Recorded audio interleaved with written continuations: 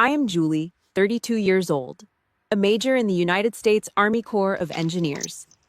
2 hours ago, I sat in a lawyer's office filled with the smell of stale coffee and put my pen to a paper that ended my existence as a feral. While the ink on my signature was still wet, 6 miles away, my own father and stepmother were popping champagne. They are throwing a massive party to adopt her lazy daughter, officially scrubbing my name from the family tree. This morning, I accidentally read the messages in the family group chat. They don't just want to replace me with another daughter. My father promised to break the locks on my office at the company and freeze all my shares to hand my grandfather's hard work over to that woman and her child. A soldier can take a bullet for a comrade on the front lines, but getting stabbed in the back by your own blood at home is different. They laugh and call me a stupid soldier, gone all year, knowing nothing about corporate law. They have no idea that the signature I just dropped is the fuse for a $320,000 time bomb, and it has exactly 90 days to blow their entire world to pieces. Tell me which state you're listening from in the comments. Hit like and subscribe if you've ever been bled dry by your own family, and watch how I take back every cent they owe me. I pushed the 43-page file across the desk. Martin Cope didn't say a word. He just sat there, his fingers drumming a rhythmic, annoying beat against the heavy oak. The office smelled like old leather and dust. It was the kind of silence that usually precedes a casualty report. I picked up the fountain pen. It felt heavy, unnatural. The nib scratched against the thick bond paper with a sound like a shovel hitting gravel. Julie Farrell. I signed it and didn't look back. With that one stroke, I surrendered my rights. I refused the inheritance. I ceased to exist as a member of that family. My chest felt like it was being crushed in a vice, but my heart rate stayed at a steady 60 beats per minute. The Army teaches you how to shut down the emotional nervous system when you're looking at a body. And that's exactly what this was. A casualty. The girl who spent 14 years begging for her father's love was finally dead. 6 miles away in a red brick house in the suburbs, 25 people were raising their glasses. I could see it. Diane, my stepmother, would be wearing that plum-colored silk dress. She would have spent all morning setting out the gold-rimmed china. My mother's china. The plates my mother bought before the cancer took her. Now, they were being used to serve brisket and ribs for a party that was supposedly for Father's Day, but was actually Meghan's coronation. There would be a framed adoption certificate on an easel. There would be applause. There would be Diane's crocodile tears. And there wouldn't be a single empty chair for me. I knew the script because I had seen the notes. 4 days ago, I stopped by the company office to find my father. He wasn't there. He was never there when I needed him. But on his desk, I found a lemon yellow notepad. It was a draft for his speech, 47 words long. I counted every single one of them. From the moment you walked into this house, Meghan, you brought the light. I finally have the daughter I always wanted. I checked the math. Meghan's name appeared 11 times. My name appeared 0. He had actually crossed out a sentence about me being deployed overseas. He replaced it with a line about how Meghan helped him clean out the garage. He traded a daughter who built bridges in combat zones for a girl who picked up a broom once a year. Back in the office, Martin pulled the file back and reached for his notary stamp. Thud, thud, thud. The sounds were dry and final. They sounded like a coffin being nailed shut. "They have 90 days, Julie," Martin said. His voice was low, professional, devoid of any pity. I nodded. I knew the terms. Grandpa Harold had built a legal landmine into the foundation of Farrell and Sons 27 years ago. If Rick Farrell didn't come up with $320,000 in cold cash to buy out my 40% stake, the court would liquidate the entire company. He would lose the office. He would lose the trucks. He would lose the red brick house. I stood up and smoothed the creases on my uniform. I checked my reflection in the window. My spine was a steel rod. My eyes were flat. I looked like the officer the Army paid me to be. I pushed through the glass doors and walked out into the Chicago air. The wind off Lake Michigan hit me like a physical blow. It was cold and smelled like rain and wet pavement. I stood on the sidewalk and looked south toward the suburbs. Somewhere down there, Megan was probably laughing. Somewhere down there, my father was hugging a stranger's child and calling her his own. A memory hit me then. It was sharp and sudden. A misty morning on Route 9, years ago. I was standing next to Grandpa Harold. He had his hand on my shoulder, looking at a half-finished frame of a house. "Julie," he had said, his voice gravelly and serious. "You need to know what a collapse looks like before it happens. You have to know which beam is going to snap first." I looked at my watch. The timer was already running. 90 days. My father thought he was celebrating a new beginning. He thought he had finally purged the stupid soldier from his life, so he could have his quiet dinners with Diane. He didn't realize that by signing those adoption papers, he had triggered the very clause that would strip him of everything he owned. He never was one for reading the fine print. I walked to my truck, the gravel crunching under my boots. Every step felt lighter. The weight of being a feral was gone, replaced by the cold, hard clarity of a mission. I wasn't just a daughter anymore. I was a creditor. And I was coming to collect.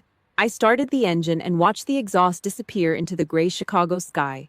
I knew exactly why I couldn't fall. I couldn't fail. Not for me, but for the man who saw the steel in me when my own father only saw a ghost. The war was no longer overseas. It was right here, in a house built on my mother's memories and my father's cowardice. I shifted into gear and pulled away from the curb. 90 days. The clock was ticking, and for the first time in 14 years, I wasn't the one who was going to lose. I am 8 years old, standing in the middle of a construction site on Route 9. The air is thick with the smell of fresh sawdust and the biting scent of diesel. My grandfather, Harold, lifts me up onto a stack of plywood. His hands are rough, calloused like old leather, but they are the only thing that feels steady in my world. He points a thick finger at a massive steel beam running across the ceiling of the skeleton house. "You see that beam, Julie? It carries the whole weight. If it snaps, everything comes down on your head," he says. His voice sounds like gravel rolling in a bucket. "In this family, you have to be made of steel." My mother died of ovarian cancer a year ago. My father was already starting to drift, a man becoming a shadow in his own home. But with Harold, I was safe. My world was the smell of cedar from his heavy work jacket and the secret stash of butterscotch candies he kept in his desk drawer. I would sit in his office and help him stamp Farrell and Sons onto the invoices. Back then, I believed I belonged there. I thought the foundation was solid. Then came the year I turned 18. That was the year Diane Mitchell invaded. She was a dental receptionist with a manufactured smile that seemed designed specifically for weak, widowed men like my father. She brought her daughter, Megan, along with her. It was a slow, quiet conquest. No shots were fired, but the territory was taken all the same. It started with my bedroom. Diane decided half of it needed to be a crafts room for Megan. My clothes were shoved into a corner of the closet to make room for Megan's glitter and glue. Then she went for the mantle. The wedding photo of my parents disappeared. It was replaced by a new family portrait. In the frame, I was pushed so far to the edge that the glass cut off half of my face. Diane would pass me in the hallway with eyes as cold as a winter morning in Chicago. A sharp contrast to the sugary, fake laugh she saved for my father at dinner. The supply lines were cut completely when I started preparing for college. I wanted to be a structural engineer. I wanted to build the steel beams Harold had shown me. My father sat on the sofa, looking everywhere but at me. He kept glancing toward the kitchen, where Diane was loudly slicing tomatoes. "Technical school tuition is just too expensive, Julie," he muttered. "Diane thinks you should be a preschool teacher like Megan is planning. It is easier to find work." I knew for a fact that Farrell and Sons had signed a $500,000 contract just the week before. The money was there. But his spine had been replaced by whatever Diane told him to think. Her word was the law of the house. The steel Harold had put in my blood did not allow me to beg. I did not say a word. I packed a single duffel bag and walked out the door. I signed up for the Reserve Officers Training Corps and took the graveyard shift at a shipping warehouse. I spent my days in uniform and my nights moving crates under buzzing fluorescent lights.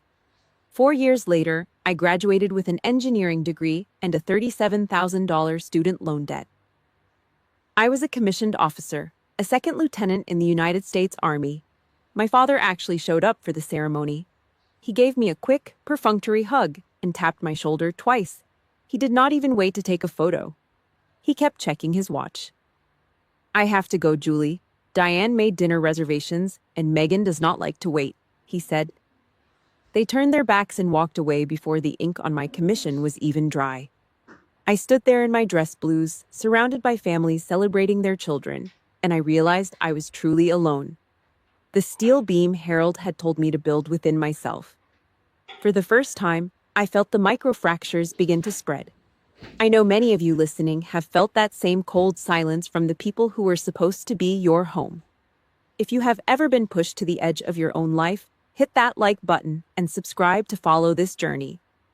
Comment the word "steel" below if you have ever had to build your own strength when no one else would give it to you.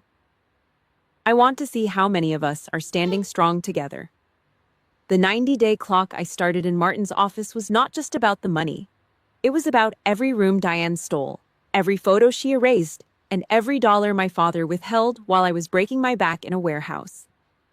They thought I was just a stupid soldier who went away and forgot the way home. They did not realize I spent those 14 years learning exactly how to identify a structural failure. I looked at the red brick house one last time from the driver's seat of my truck. The heater was rattling, a dry mechanical sound that reminded me of my father's empty promises.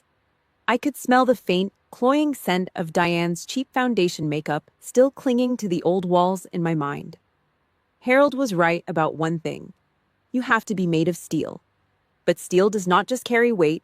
Under the right conditions, steel can be the sharpest blade in the room. And I am just getting started. Harold Farrell died on a Tuesday. Heart attack. Sudden, violent. Like a structural collapse he spent his whole life trying to prevent. The funeral was a wash of Chicago gray. The sky was the color of a wet sidewalk, and the wind off the lake felt like a razor against my face. I stood at the edge of the cemetery, my dress blues crisp, my back a straight line of military discipline, while the rest of them sagged like rotting wood. Diane stood by the church doors, playing the part of the grieving widow, despite the fact she had been spending Harold's money for years. She was directing traffic, deciding who mattered and who didn't. "Only immediate family in the front row, Rick," she said. Her voice carried over the damp grass, sharp and loud. She looked directly at my uniform. Her eyes were hard, flat stones. She was telling me I was an outsider, a guest. My jaw clicked. I didn't move. I didn't give her the satisfaction of a reaction. Then Aunt Patrice, my father's older sister, marched up. She smelled like menthol cigarettes and wet wool. She grabbed my hand, her grip like a vice, and hauled me toward the front. She shoved me into the seat right next to my father. Diane's face twisted, her mouth opening to protest, but Patrice leaned in. "Shut your mouth, Diane," Patrice hissed. It wasn't a request. It was an order. Diane recoiled, and for a second, the mask slipped. I sat there, shoulders square, feeling the heat of my father's cowardice radiating off him. He didn't look at me. He just stared at the casket. After the service, the air in the law office library felt heavy, thick with the smell of old parchment and damp earth. Martin Cope pulled me aside. He handed me a thick manila envelope. "Your grandfather knew your father was a weak man, Julie," Martin said. "No pity, just a statement of fact."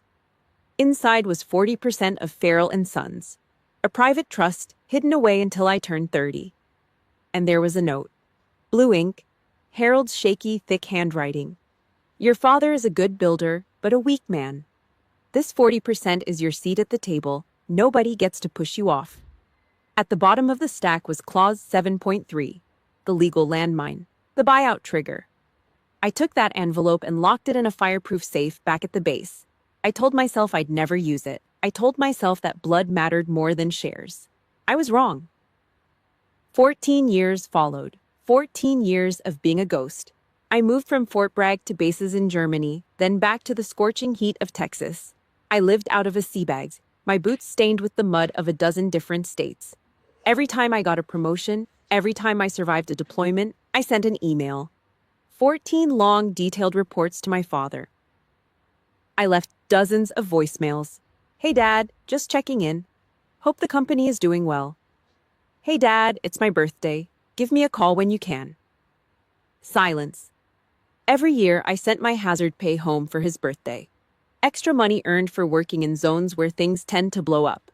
I'd buy him high-end tools or expensive whiskey. I never got a thank you note, just the sound of a dial tone. I tried to force the connection 3 times, 3 lunches. The first time, he canceled 10 minutes before. Diane had a migraine. The second time, he forgot. I sat in a booth at a greasy diner for 2 hours, watching the rain hit the window, my grilled cheese getting cold and stiff. The third time, he actually showed up. He was 20 minutes late. He didn't ask about my work. He didn't ask about the scars on my hands. He sat there, checking his watch every 30 seconds and inhaled half a turkey sandwich. I gotta run, Julie, he said, wiping his mouth with a paper napkin. Megan needs a ride to the nail salon. Diane says she's stressed about her finals. I was a major. I was responsible for the lives of 100 soldiers and millions of dollars in equipment. I lived my life by the second, and my own father couldn't give me more than 14 minutes of his time before running off to play chauffeur for a girl who hadn't worked a day in her life. It was a casualty report. 14 years of emotional attrition. I was a commander in the field. My team trusted me with their lives. But in that red brick house, I was a zero, a placeholder. 3 weeks before I sat in Martin's office to blow it all up, my phone buzzed on a Wednesday night. A text from Rick. Father's Day dinner, Sunday the 15th. Be there. Short, cold. No, how are you? No, love, Dad.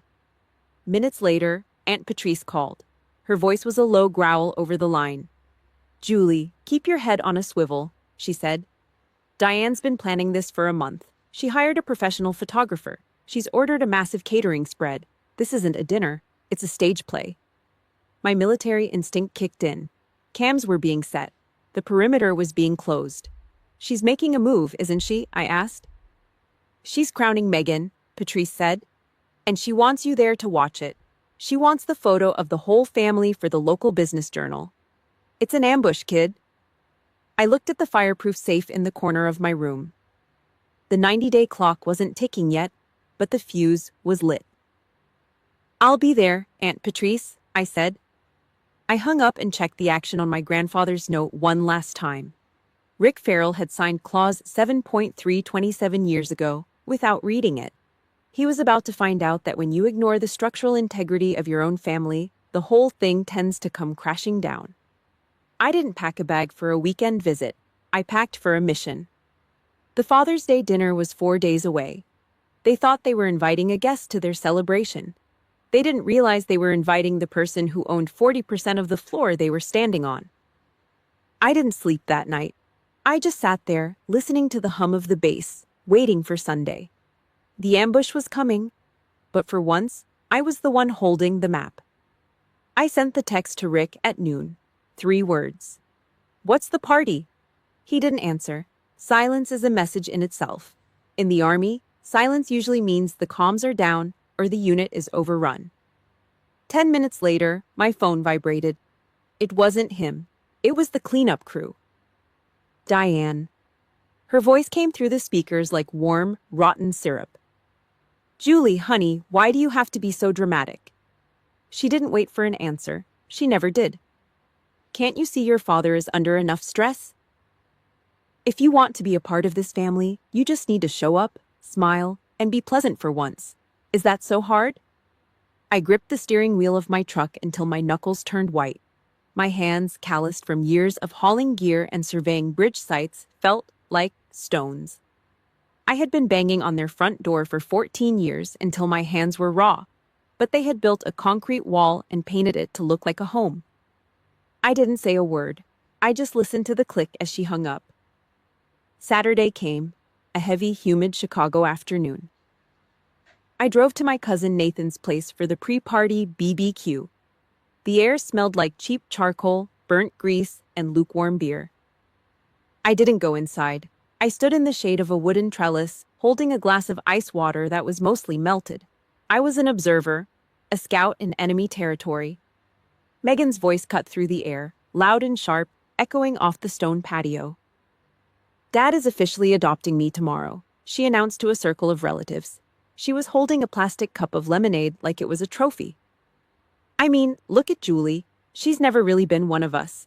She hides away in the army, plays soldier, and doesn't contribute a single thing to the company. I watched through the leaves. Two of my aunts, women who used to send me cards when I was a kid, just nodded and sipped their drinks. They didn't blink. They didn't defend the girl who had spent her childhood playing in the dirt of the feral job sites. I stepped out of the shadows. The circle went quiet. Megan froze for a second, her eyes darting to Diane, then back to me. She didn't look ashamed. She looked annoyed. She shrugged her shoulders, a movement so casual it felt like a slap. What? I'm just telling the truth. I didn't look at her. I looked past her. Rick was standing 5 steps away at the grill. He was wearing an apron that said "World's Best Dad." He had heard every word. I waited. I gave him 5 seconds of silence to be a father. He looked down at the grill, flipped a burger, and adjusted the vents. He chose the meat over the blood. No one spoke. Not a single feral stood up for the only feral left in the yard. I set my water glass down on the stone table. The clink of glass on rock sounded like a gunshot in the sudden quiet. I didn't cry. I didn't yell. I just turned around and walked to my truck. I started the engine, the rusty exhaust coughing a cloud of gray smoke into the summer air. I looked in the rearview mirror as I backed out. They were already laughing again. The sound was muffled by the glass, but I could see Megan tossing her hair. My silence wasn't a surrender. It was the calm of a sniper. I had seen the target. Now, I just needed the range. The real intel came Friday afternoon, 2 days before the big day. I had stopped by Aunt Patrice's small house to help her move some heavy boxes. Diane had been there earlier, helping Patrice with some decorations, and she'd left her phone sitting face up on the kitchen island while she went to the bathroom. The screen lit up, a notification from a group chat titled "The Feral Family." The members were Rick, Diane, and Megan. My name was nowhere near it. I leaned over. My pulse was steady, 60 beats per minute, military precision. The message from Diane read, "After Sunday, we reclassify her shares as inactive. Change the locks on her old office. We need that space for Megan's new project." I scrolled a thumb's width. Rick's reply was right there, time-stamped 3 minutes later. Yeah, she won't even notice. She's too busy playing Rambo to care about the office. The blood in my veins turned to ice. They weren't just erasing me from the photos anymore. They were coming for the legacy. They were going to strip Harold's hard work and hand it to a girl who didn't know the difference between a load-bearing wall and a fence post. I didn't hesitate. I pulled my own phone out, snapped 3 clear photos of the screen, and sent them to my encrypted drive. I deleted the outgoing messages on her phone, wiped the screen of my fingerprints with a paper towel, and stepped back into the living room just as the toilet flushed. "You okay in there, Julie?" Diane called out, her voice back to that fake, sugary hum. "Fine, Diane," I said. My voice was flat, empty. I felt like a machine, a weapon that had just been loaded. The minefield was laid. I had the coordinates, the evidence, and the legal fuse. They were so busy planning their victory lap that they hadn't noticed the ground beneath them was already hollow. They thought they were taking my chair at the table. They didn't realize I was about to take the whole house. I walked out of Patrice's house and sat in my truck for a long time. The sun was setting, casting long, jagged shadows over the suburban street. I reached into my pocket and touched the cold metal of my military ID, 90 days. That was the law. But the war started in 48 hours, and this time, I wasn't going to be the one left standing in the shadows. I shifted into gear and pulled away, the first fuse already burning toward the center. Friday, 2:14 p.m. The air in Martin Cope's office was stagnant, smelling of old paper and the kind of floor wax that never quite hides the scent of dust. I sat across from him, my back not touching the chair, my hands flat on my thighs. Military habit. You never get comfortable in a room where decisions are made. Harold's original file sat between us like a heavy slab of granite. I reached out and flipped to page 27. There it was. Clause 7.3. Circled in the faded blue ink of a man who knew exactly how the world worked. It was simple, brutal. If a shareholder chose to walk, the remaining partners had 90 days to buy them out in cold hard cash at current market value. If the check didn't clear, the court stepped in. They'd gut the company, sell the trucks, sell the tools, and hand the proceeds to the person leaving. Rick Farrell had scribbled his name at the bottom of that page back in 1999. I could picture him doing it, leaning over a workbench, probably complaining about the heat, signing his life away because he couldn't be bothered to read past the second line. He never understood that a contract isn't just a piece of paper. It's a structural support. And he had just signed a death warrant for his own house. Martin looked at me over the top of his metal-rimmed glasses. He looked tired. The independent valuation came back this morning, Julie, he said. He didn't offer a smile. He didn't offer a seat for my feelings. Your 40% stake is worth $320,000. Rick doesn't have that kind of liquid cash sitting in a bank account. Nobody in this town does.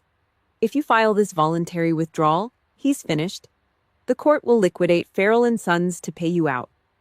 I looked at the number. $320,000. The ink was black and bold against the white paper. I stared at those zeros and felt a cold, hollow sensation in my gut. It wasn't joy. It wasn't even satisfaction. It was just math. It was the exact price tag for 14 years of being a ghost. That number covered every unreturned email I'd sent from a desert tent. It paid for every birthday I'd spent alone in a barracks room while he was busy playing house with Diane. It was the cost of every 14-minute lunch where he checked his watch like I was a chore he had to finish. Sign it, I said. My voice was flat, the same tone I use for checking inventory. I picked up the pen. It felt heavy in my hand, like a loaded weapon. I didn't hesitate. I dragged the nib across the line, the sound of the friction echoing in the quiet room. Done. I had officially resigned from being a daughter. I was a creditor now. Martin picked up a heavy red stamp. Thud. The sound was final, like a hammer hitting a coffin nail. I'm putting a hold on this for now, he said, his voice low. I won't file it with the court until Monday morning. You have exactly 48 hours to change your mind. If you call me before 2:14 p.m. this Sunday, I'll shred the whole thing. I stood up and smoothed my uniform, the fabric stiff and familiar. I didn't need 48 hours to think. I'd been thinking for 14 years, but I'd give him the time. It was a grace period, 2 days for my father to act like a man, or to prove he was just a coward hiding behind a barbecue grill. I took my copy of the document and tucked it into my military folder. I walked out to my truck, the door closing with a heavy metallic thud that rang through the parking lot. I rolled up the windows and sat there in the sweltering heat. The air was thick, smelling of old upholstery and the grease from the job site I'd visited that morning. I didn't turn on the AC. I just sat in the quiet, watching the seconds tick by on the dashboard clock. 48 hours.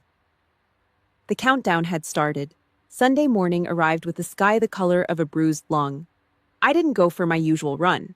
I just sat in my kitchen, staring at the wall, drinking coffee that had gone cold an hour ago. When the clock hit noon, I stood up. I didn't reach for my uniform. Instead, I pulled out a navy blue dress. It was the shade Harold loved most. Simple, sharp. I pinned my hair up into a tight, perfect bun, every strand in its place. I looked in the mirror and didn't see a girl. I saw a major. I saw a woman who was about to breach a perimeter. I drove toward the red brick house, my old home. As I turned the corner, I saw the front lawn was already covered in cars. Pickup trucks, SUVs, the whole Farrell clan was there. I could hear the tinny, upbeat sound of country music blaring from speakers on the porch. It was loud, obnoxious, a perfect soundtrack for a betrayal. They were setting the stage. They were getting ready to announce Meghan as the new princess of the Farrell Empire.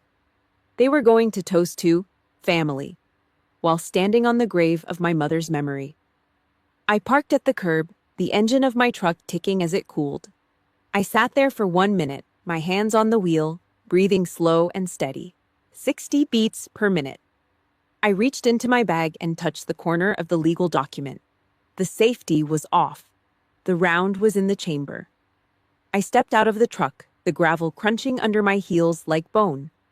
I didn't look at the neighbors. I didn't look at the decorations. I just walked straight toward that front door, my spine a rod of cold steel. I pushed the door open without knocking. The smell of Diane's perfume hit me like a physical punch. Floral, cheap, and suffocating. The music was louder inside, mixed with the sound of 20 people laughing and the clink of silverware.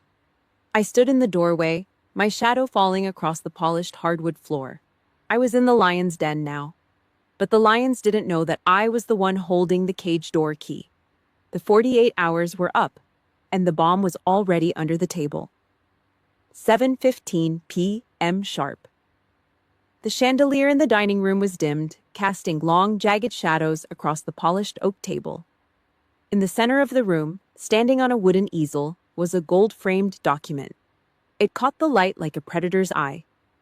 Diane stood next to it, her hand resting on the frame. She looked across the room at me, a half smirk tugging at the corners of her mouth. The look of a woman who had already cashed the check. I sat against the wall, my chair pushed back into the shadows. My arms were crossed, my back a straight line of military hardwood. I kept my breathing at a steady 60 beats per minute. Beside me, Aunt Patrice's rough, calloused hand gripped my wrist so tight it left white marks.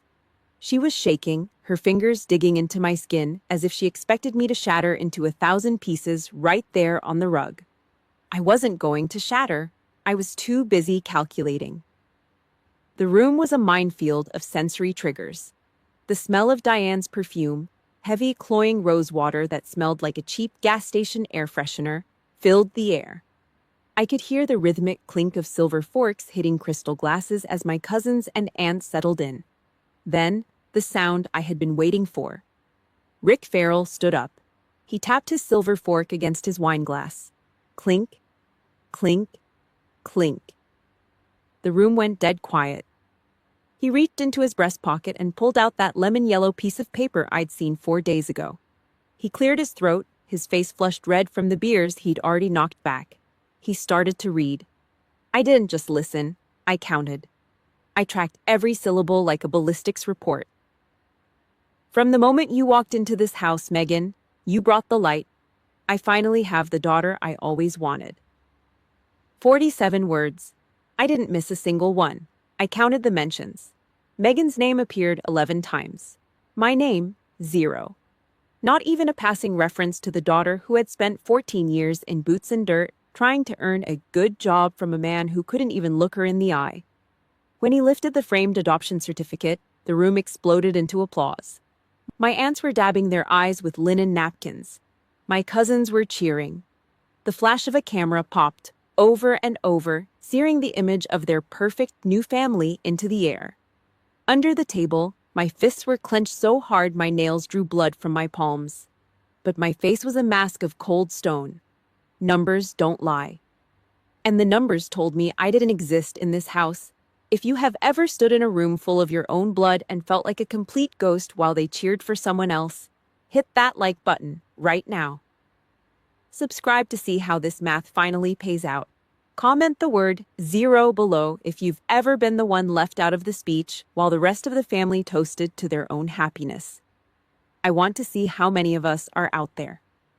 Dessert came out, cheesecake with a strawberry glaze. Diane made a show of walking around the table, playing the perfect hostess.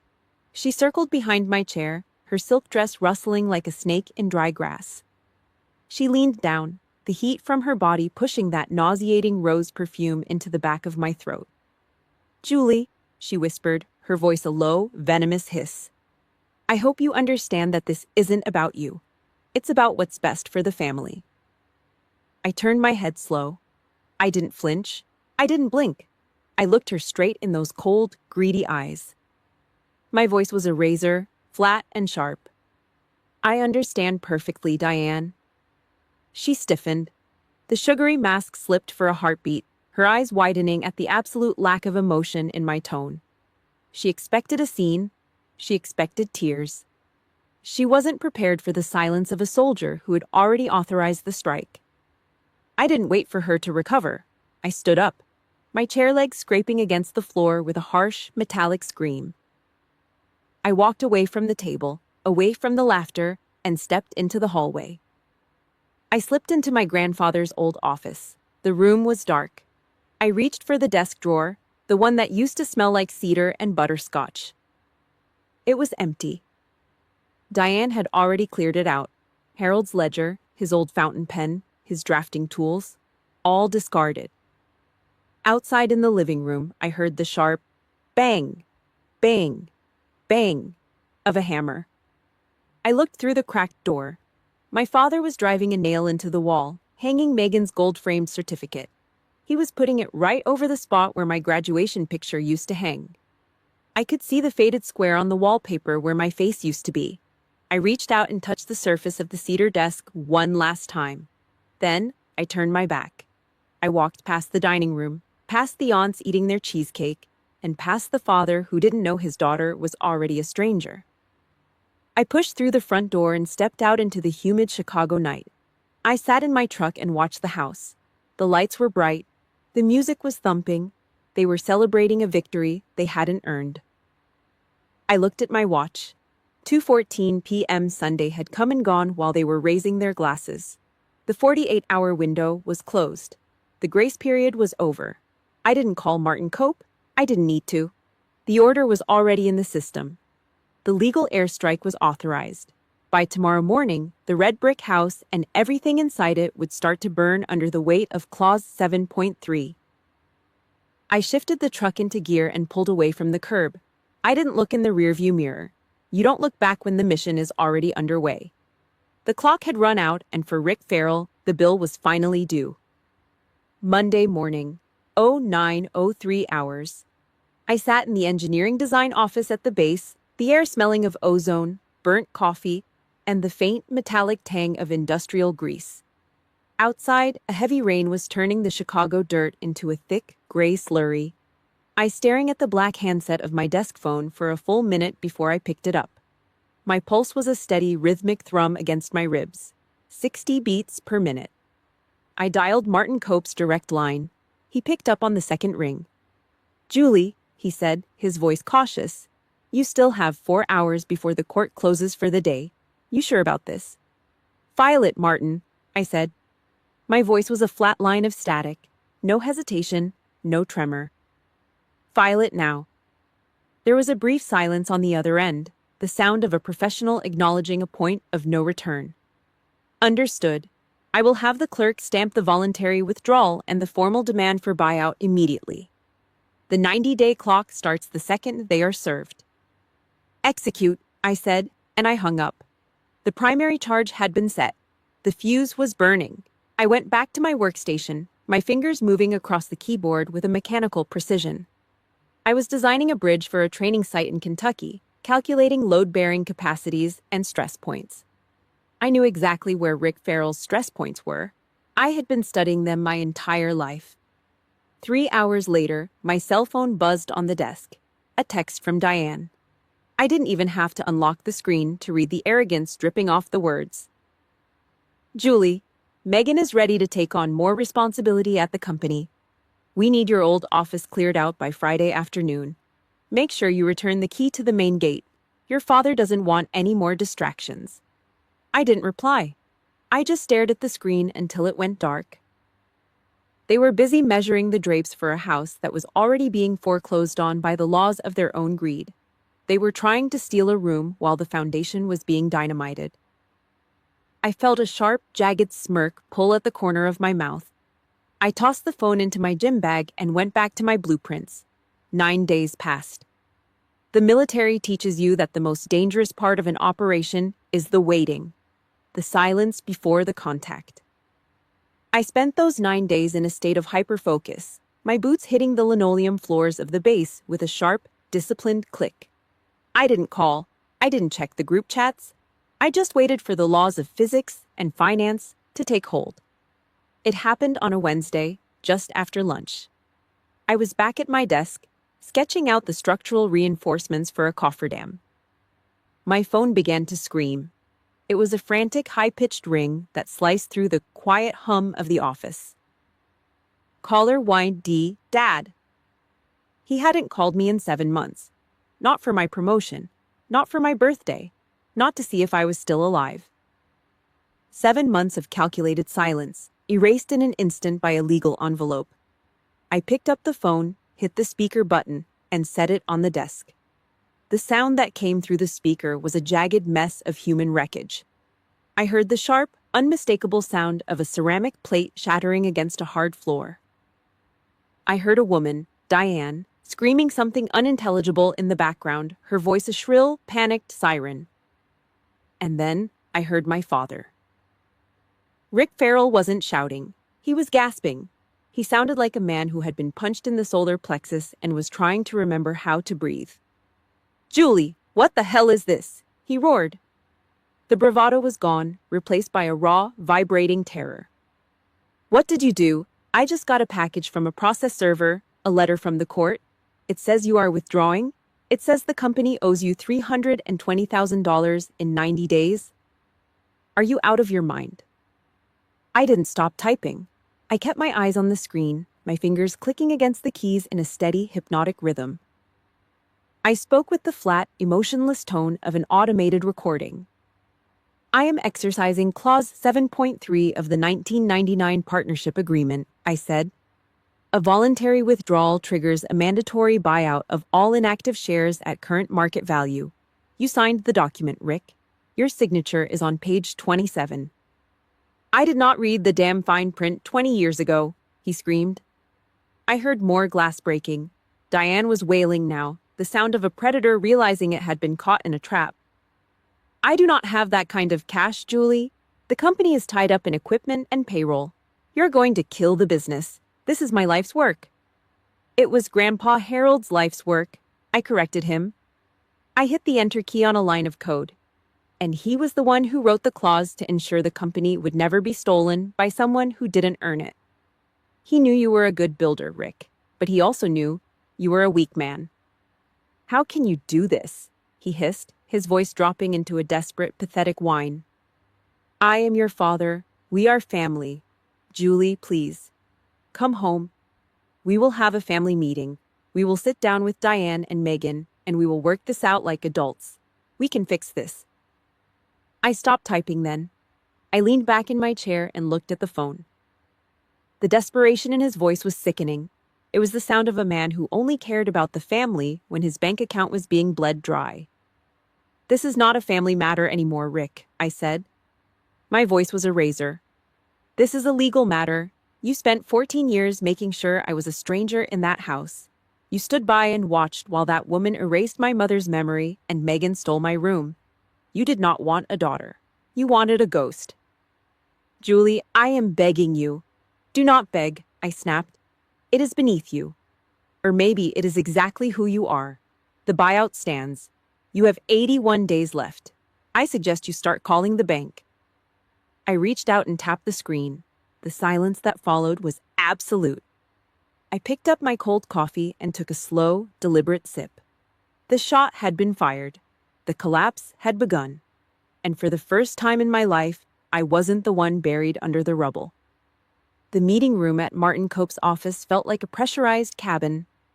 Floor-to-ceiling glass overlooked the gray, jagged skyline of Chicago. But inside, the air was stagnant, heavy with the scent of expensive floor wax and the sour sweat of a man who knew his luck had just run out. 7 of us sat around the long oak table. I took the seat at the head, my spine a straight line of cold military discipline. I wore a crisp white shirt, sleeves rolled up to the mid-forearm, revealing the faint scars from a bridge collapse in Mosul. My hands were folded flat on the table, steady as stone. I didn't look at the lawyers. I didn't look at the stacks of paper. My eyes were locked onto Rick Farrell. He looked terrible. His face was a deep, mottled red, the color of a raw steak left out in the sun. Sweat beaded on his upper lip, and he kept tugging at his collar like it was a noose. Across from him, Diane was already in character, clutching a damp tissue and dabbing at her eyes. Megan sat next to her, staring at her phone, her lower lip trembling in a way that felt practiced. "Julie," Rick rasped. His voice was thin, vibrating with a desperate kind of hope. "Just tell me this is a bad joke. Tell me you aren't really doing this to your own father." "Notary stamps don't have a sense of humor, Rick," I said. My voice was a flat, low-frequency hum. "And neither do I." Diane let out a jagged, theatrical sob. "How could you be so cruel?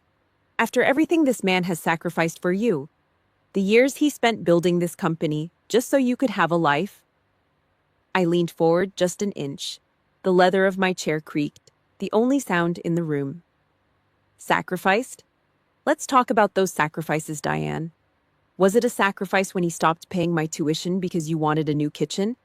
Was it a sacrifice when he gave me exactly 14 minutes of his time for lunch last year before running off to drive Megan to the mall? Name one thing he gave up for me in the last 14 years. Just one." She opened her mouth, but nothing came out. She looked like a fish gasping for air on a hot pier. Carla, my lit attorney, cleared her throat and began to read the formal execution of Clause 7.3. Her voice was a rhythmic drone, laying out the numbers like a casualty report. $320,000. Cash. 90 days. The words hit the table like lead weights.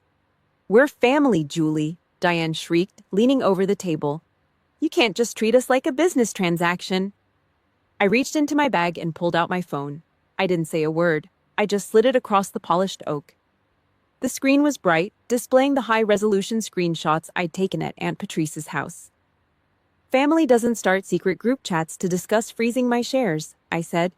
"Family doesn't talk about changing the locks on my office while I'm sitting in the next room." "I saw the messages, Rick. She won't even notice," you said. "You were wrong. I notice everything. It's what the Army pays me for." Rick's face went from red to a sickly, ash gray. He looked at the screen, then at Diane. The silence in the room was absolute. It was the sound of a structural failure. I turned my gaze to Megan. She finally looked up from her nails, her eyes wide and panicked. "And you," I said, my voice dropping an octave. "At the BBQ, you told everyone I was never really part of this house. You told them I didn't contribute anything. You were right, Megan. I'm an outsider. And as an outsider, I'm calling in my debt. Leaving this family has a price tag. It's $320,000. Pay up." Aunt Patrice stood up so fast her chair flipped backward, slamming against the glass wall with a loud crack. She pointed a calloused finger directly at Rick's face. "I told you, Rick. I told you 3 years ago that if you kept treating that girl like a ghost, she'd eventually haunt you. You're a yellow-bellied coward, and you deserve every bit of this." Uncle Gene just sat there, his arms crossed over his heavy work jacket, shaking his head in disgust. "Rick, stop whining and go find the money. You made your bed with these two. Now sleep in it." Rick's hands were shaking now, rattling the water glass on the table. "Julie, I don't have it," he whispered. "I'd have to mortgage the company. I'd have to take out a high-interest loan. It'll take me a decade to pay it back. We'll be broke." I stood up. I picked up my coat and slung it over my arm. I looked down at the man who had spent a decade erasing me, and for the first time, I felt absolutely nothing. No anger, no pity, just the cold clarity of a finished project. 40% of 800,000 is 320,000, I said. I adjusted my watch. "This isn't about revenge, Dad. This is about math. And math doesn't have feelings. It doesn't care about your dinners or your adoption parties. It just balances the scales." I walked toward the door. Behind me, I heard Diane erupt into a fit of screaming, a high-pitched, incoherent rage that echoed off the glass walls. I heard Rick calling my name, his voice cracking like dry timber. I didn't stop. I pushed through the heavy doors and stepped into the hallway. The click of my heels on the marble floor was the only sound I cared about. I walked past the receptionist, past the potted ferns, and straight to the elevators. As the brass doors slid shut, I caught a glimpse of my reflection. My eyes were flat, my jaw was set. I had just leveled the house I grew up in, and I hadn't even broken a sweat. The mission was accomplished. The no-contact order wasn't just a suggestion anymore. It was a financial reality. The elevator dropped, and for the first time in 14 years, the weight on my chest was gone. I stepped out into the Chicago wind, the first raindrop hitting the pavement. The storm was here, but I was the one who had built the lightning rod. 3 weeks in. The world didn't end. It just got quiet. Rick Farrell spent the first 14 days of that silence trying to find a way to cheat the math. He hired a guy named Henderson, a downtown lawyer who charged $400 an hour and wore a suit that cost more than my first truck. Henderson spent a week digging through Harold's old files, his eyes squinting through gold-rimmed glasses, looking for a crack, a typo, a single loose thread in Clause 7.3. He found nothing. Harold hadn't built that contract to be flexible. He had forged it out of cold-rolled steel and buried it under the foundation of the company 27 years ago. The law in Illinois is simple. If you put your name on the line, you own the consequences. It doesn't matter if you were too lazy to read page 27. It doesn't matter if you were too busy flipping burgers at a BBQ to notice your own life was on the line. The 90-day clock wasn't just ticking. It was a noose of black ink tightening around the neck of Farrell and Sons. When the reality finally hit, Rick didn't come to me. He couldn't. He went to the banks. I heard about the meetings from Aunt Patrice. Rick walked into the local branch, the same bank that had handled the company's payroll for 3 decades. He sat in a glass office, his work boots leaving mud on the carpet, and asked for a bridge loan. The banker looked at the court-ordered buyout, looked at Rick's declining revenue, and shook his head. High risk. Too much baggage. A family feud is a bad investment. So Rick went to the Sharks, a hard money lender in the city. He had to crawl. He had to sign a predatory loan for $110,000 at an interest rate of 8.5%. That's not a loan. It's a parasite. To get the cash, he had to put up every asset the company owned. He mortgaged the trucks. He put a lien on the excavators and the backhoes, the machines Harold had bought with cash and sweat. He even had to put up the red brick house as collateral. But the Shark wanted a guarantee. He wanted a cosigner. Diane, the woman who had spent years dreaming of a life of leisure funded by Farrell money, now found herself staring at a different kind of paper. To keep the company from being liquidated by the court, she had to sign her name next to Rick's. She wanted the crown, and now she was wearing the chains. Patrice called me on a Tuesday night. I was at the base, cleaning my gear. I could hear the satisfaction in her voice over the static. "She's losing it, Julie," Patrice whispered. Diane spent 2 days in that house screaming. Real, gutter-level wailing. She smashed the gold-rimmed china against the kitchen floor. She realized the money she'd planned to spend on kitchen remodels and designer bags is gone. It's all going to you. She's not an owner anymore. She's a co-debtor on a sinking ship. Then there was Megan, the golden child. The senior manager title she'd bragged about at the BBQ lasted exactly 6 days. There was no room in a debt-strangled budget for a girl who couldn't read a structural blueprint. Rick had to fire the office temp. He had to let the cleaning crew go. Now, Megan was the one answering the phones. She was the one in the shop at 6 in the morning, scrubbing grease off the concrete floor with industrial soap that made her skin peel. They weren't working to get ahead anymore. They weren't working for family. They were working for me. Every hour they spent under the hot sun, every nail they drove, and every phone call they took was a contribution to my bank account. It was the perfect mechanical definition of karma. No blood, no yelling. Just a ledger that refused to balance in their favor. I sat in my truck at the base and watched the sun go down over the airfield. I didn't feel happy. I didn't feel sad. I just felt finished. Like a bridge that had finally been stress-tested and held firm. Wednesday morning arrived with a thin layer of frost on the windshield. Mail call was early. I walked out to the metal box, the gravel crunching under my boots with a sharp, rhythmic sound. I found the envelope. It was thick, white, and had the bank's return address in the corner. I took it back to my quarters. The room was small, smelling of gunpowder and the starch from my uniform. I used my pocket knife to slit the top of the envelope. The check was inside. The paper was crisp, the blue ink fresh. The smell of the printing press still clung to the fibers. $100,000. The first installment of the buyout. I ran my thumb over the embossed numbers. $100,000. I stared at the name on the pay line. Julie Burke. The money didn't bring back my mother. It didn't fix the 14 years I spent alone in a desert tent or a cold barracks room. It didn't turn Rick Farrell into a father. But it was something better than an apology. It was a surrender. A signed, stamped admission that they had lost. The girl they'd tried to delete had just become their biggest creditor. I folded the check, slow, precise. I tucked it into my wallet next to my military ID. I walked back to my truck, the cold air hitting my lungs.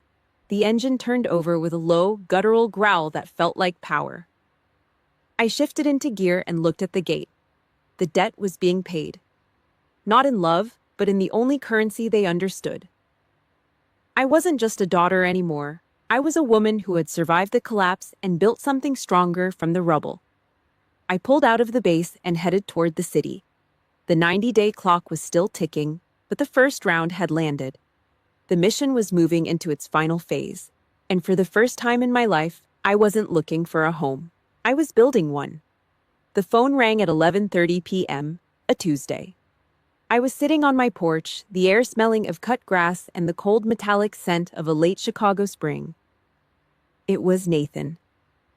He'd been quiet since the meeting, but I knew he'd call eventually. In our family, news travels through the bars before it ever reaches the dinner table. "He's at Miller's Tap again," Nathan said. His voice was low, filtered through the static of a bad connection. I heard the muffled roar of a jukebox in the background. "He's half drunk on rail whiskey and self-pity. He's telling anyone who'll listen that you're a snake. Cold-blooded. Saying you robbed him of his life's work just to buy another stripe for your uniform." I leaned back in the plastic chair, my spine hitting the backrest with a sharp click. I stared at the dark silhouettes of the oak trees lining the street. Rick Farrell was doing what he did best, shifting the load to someone else's shoulders. He was playing the victim in a story he'd spent 14 years writing. "Do they believe him?" I asked. My voice was a flat, even tone. No anger, no hurt. Just the curiosity of a surveyor looking at a map. Nathan let out a short, jagged laugh. I heard the sound of a glass hitting wood. "Nobody's buying what he's selling, Julie. Not anymore. The guys at the yard saw him let Diane run the shop into the dirt. They saw him ignore your calls for a decade. A man who lets his wife do his growling for him doesn't get to talk about honor. Most of the cousins, they're on your side. They're just glad someone finally stood up to that red brick house." I hung up and sat there in the dark. The smear campaign was a failure before it even started. Lies don't hold weight when the truth is backed by a legal seal. I went inside, my boots hitting the hardwood floor with a steady, disciplined rhythm. I didn't check the group chats. I didn't look for Rick's name. I just went to sleep. Saturday morning brought a different kind of silence. The sun poured through my kitchen window, hot and bright, catching the dust motes dancing over the counter. I was drinking coffee when a rust bucket of a sedan pulled into my driveway. Aunt Patrice got out, carrying a heavy ceramic dish wrapped in a stained kitchen towel. She walked into my house without knocking, her old work boots scuffing the floor. She smelled like cornmeal, roasted garlic, and the menthol cigarettes she refused to quit. "Cornbread casserole," she said, setting the dish on the table. The steam rose in a thick, savory cloud. "Harold's recipe, extra butter, the kind that sticks to your ribs." We sat in the sunlit kitchen, the only sound the rhythmic clink of forks against plates. It wasn't the heavy, suffocating silence of the Farrell house. It was settled, real. Patrice ate slow, her movements deliberate, her eyes scanning my small apartment with a sharp, approving gaze. "You did right, Julie," she said. Her voice was a gravelly rasp. She didn't look at me. She just stared at a patch of light on the table. "I spent 20 years watching Rick go soft, watching that woman pick his pockets while he smiled like a fool. Harold always said you were the only one with iron in your blood. He'd be damn proud of how you handled that meeting. You've got his grit, kid. That's the only inheritance that's worth a damn. I took a bite of the cornbread. It tasted like my childhood, before the lunches got short and the house got cold. Patrice reached across the table and patted the back of my hand. Her skin felt like worn leather, tough and honest. I didn't lose a family, Patrice, I said. I just cleared the site. Damn straight, she replied. After she left, I sat there and thought about the army. They teach you that respect is something you forge in the dirt. It's built through late nights, heavy loads, and the kind of loyalty that doesn't need a blood test to prove it. You don't get to be a commander just because your father had a name. You earn it through every mile you walk and every soldier you bring home. Rick Farrell had been my father for 32 years, but he had never been my brother in arms. He chose the easy path. He chose the cowardice of a quiet life over the hard work of being a parent. Diane chose greed. Megan chose the crown. They all chose to believe that I was a ghost they could ignore until I went away. But a ghost doesn't hold a 40% stake in your company. A ghost doesn't have the power to pull the floor out from under your feet. I thought about Harold and the steel beams. A beam doesn't beg to be part of a wall. It doesn't ask for permission to hold up the roof. It either has the structural integrity to do the job, or it fails. If the house is built on sand and lies, the beam doesn't stay to hold up the rot. It lets the whole thing drop. It takes its strength elsewhere. I stood up and cleared the table. My movements were sharp, precise. I folded the kitchen towel into a perfect square block and set it by the sink. My position at the table had never been a gift. It wasn't something Rick Farrell could banish me from because it wasn't his to give. I had built my own seat, piece by piece, across 3 continents and 1,000 job sites. The check for $100,000 was still in my wallet. The rest would follow. The Farrell and Sons name would survive, but it would be smaller, leaner. It would be a monument to a man who failed to protect his own blood. I walked to the door and looked out at the morning. The sky was a clear, brilliant blue. I didn't feel the need to look back at the red brick house. I didn't need to hear another speech. The mission was complete. Sometimes the most courageous order a soldier can give themselves is to stand up, walk out the door, and never look back. I stepped onto the porch, pulled the door shut behind me, and walked toward my truck. The ghost was gone. Only the major remained.